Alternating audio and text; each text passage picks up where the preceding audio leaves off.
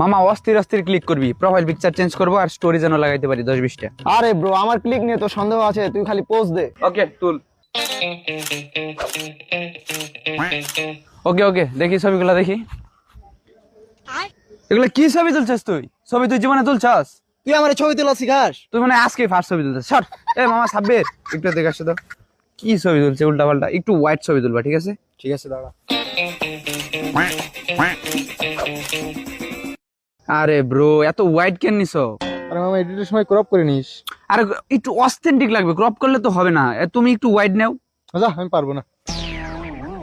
না পারলে কি তোমার পায়ে ধরবো না? এ সীমান্ত ব্রো, একটু আসো তো। একটাও ভালো ক্লিক করতে পারে না। তুমি খুব ভালো ক্লিক করো, আমি জানি। ধরো দাও।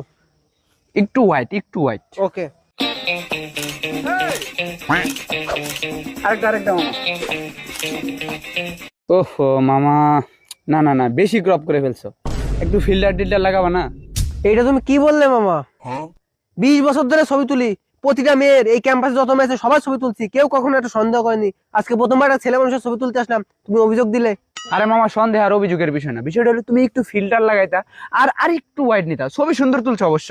ক্যাম্পাসের প্রতিটা মেয়ের প্রোফাইল পিকচার আমার ক্লিক, তুমি আমার ফটোগ্রাফির ইতিহাসে তুমি কলঙ্ক লাগাইছো। রাখো, তোমার ছবি তুলবো না।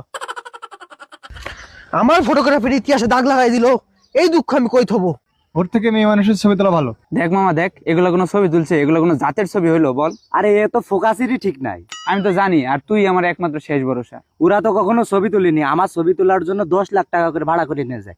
আমি খালি কাপল পিক তুলি। এখন তুই যেহেতু বলছিস তোর পিক তো তুলে দিতেই হয়। প্লিজ মামা প্লিজ। আচ্ছা চল।